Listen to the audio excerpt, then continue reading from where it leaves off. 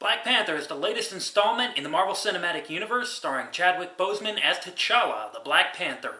Directed by Ryan Coogler, the film co-stars Michael B. Jordan, Lupita Nyong'o, Danai Gurira, Martin Freeman, Daniel Kaluuya, Forrest Whitaker, Angela Bassett, Letitia Wright, and Andy Serkis. Based after the events of the Avengers Civil War, T'Challa is returning to his home of Wakanda, where he is to be crowned king. And he must choose whether to keep with tradition and keep his country secret and isolated from the rest of the world, or to expose them and share their advanced technology. At the same time, he must contend with a new malicious enemy who comes to them thanks to a dark secret from his father's past. Right off the bat, I'm going to say, this is a great movie. It's exactly what I wanted it to be. It's a really fun and entertaining superhero action movie. When it comes to the Marvel movies, that's exactly what I expect. And this film, I would definitely say, is of the higher quality MCU films. It's got great humor without going overboard on the jokes.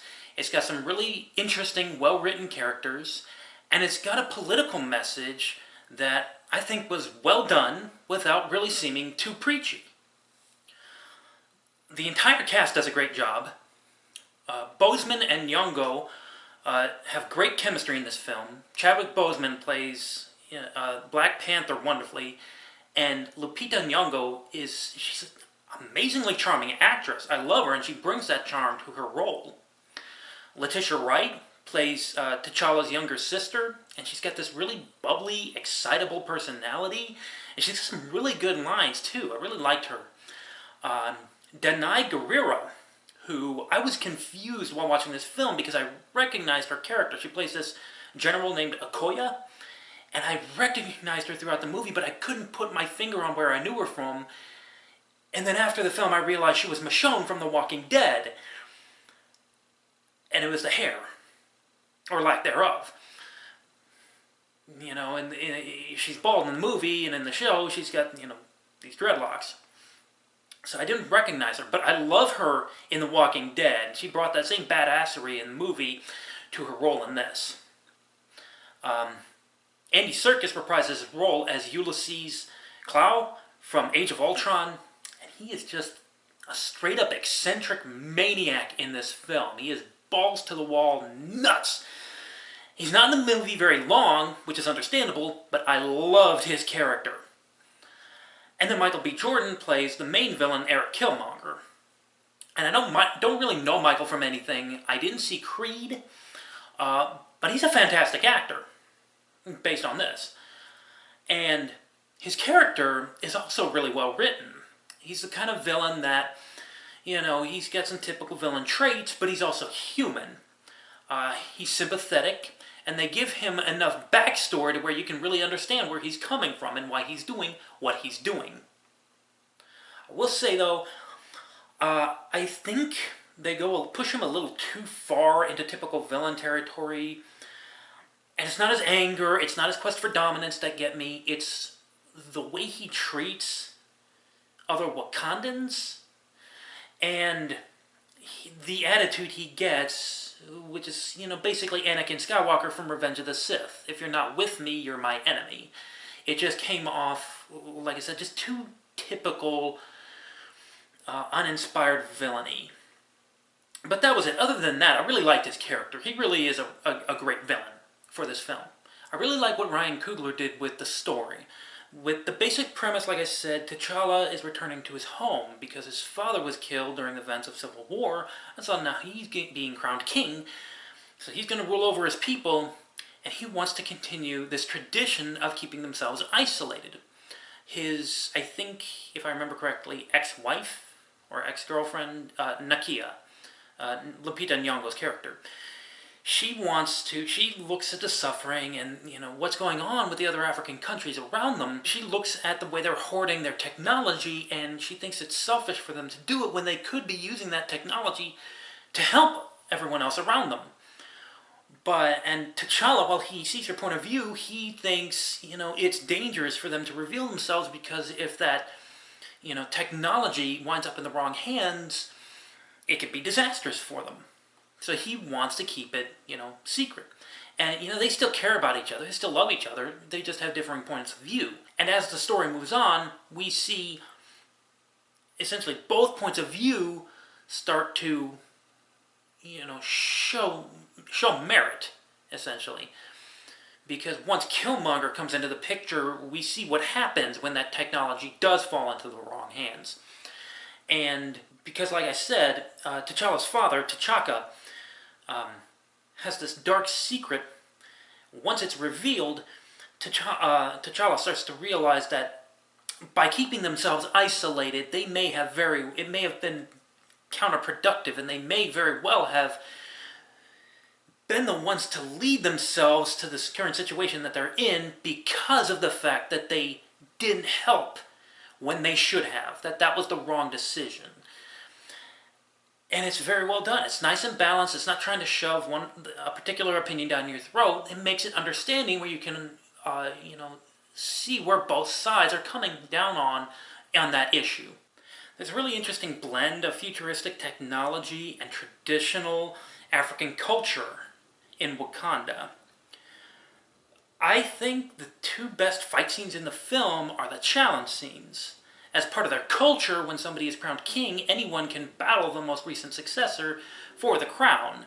And there are two scenes like this, and I really like them because A, they're more simplistic, B, they're more traditional, and C, there's more at stake with these fights.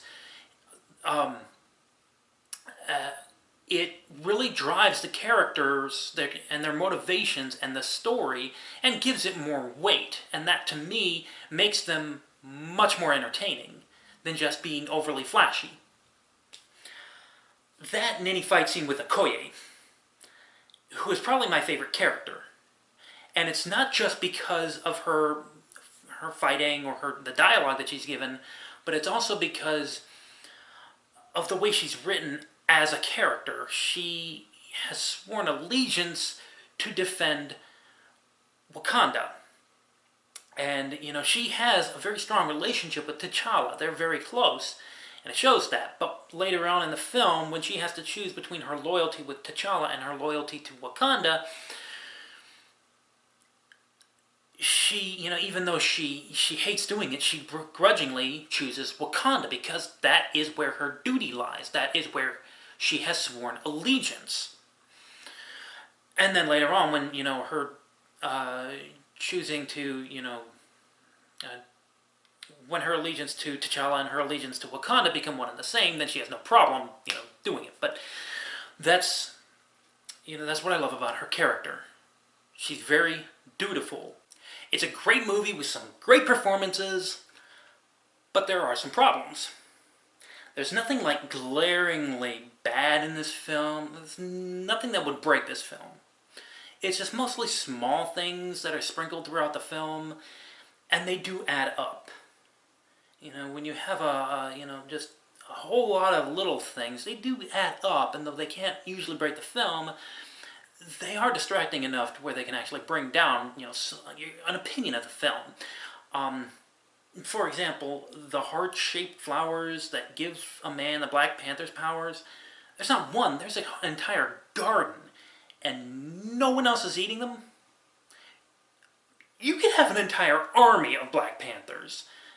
I'd say Okoye has earned the right for those powers. So has Forrest Whitaker's character. But if that's their culture, if that's their tradition, to do it that way, fine. But seriously, nobody else has had the ambition to break in and take one of these for themselves and use the power for their own gain. I have trouble buying that.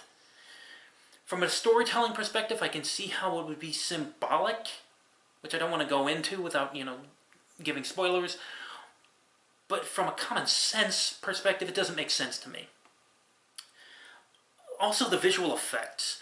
Some of the visual effects in this were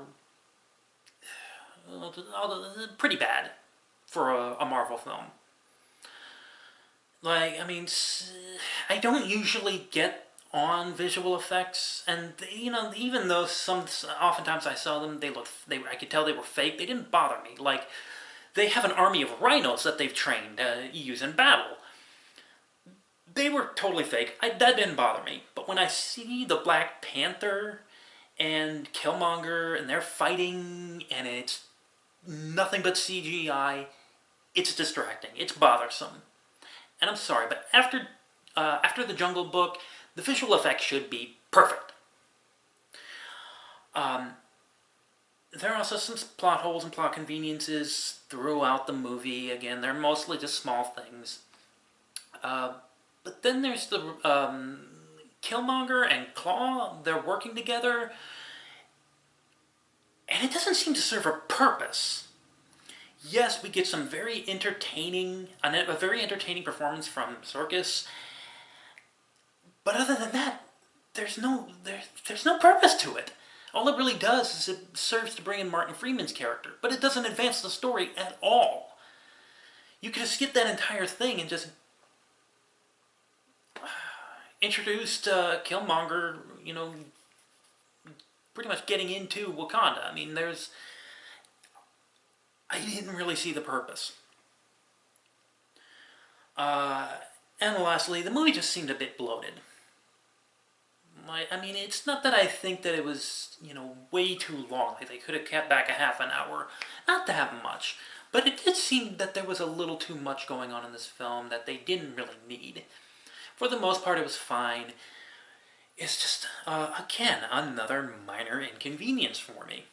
One last thing I want to talk about, and this is not a slight against the movie. It's not even specific to this movie. This is just something that's kind of a generalization about the way I feel about films in the Marvel Cinematic Universe. My two favorite movies in the MCU are Iron Man and Captain America: The Winter Soldier. And the reason is, most of the Marvel films feel very, for lack of a better word, fantastical. Especially when it comes to the technology.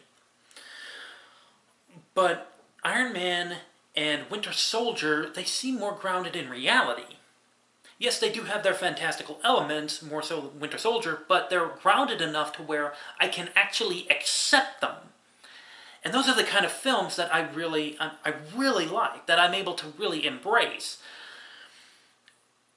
And it's not, it's not a bad thing, for the other films to be, so out there when it comes to the technology.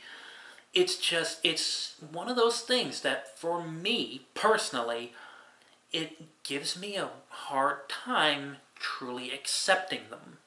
Overall, I'm going to give Black Panther an 8.5 out of 10. It's a great movie with great writing and a good, meaningful message.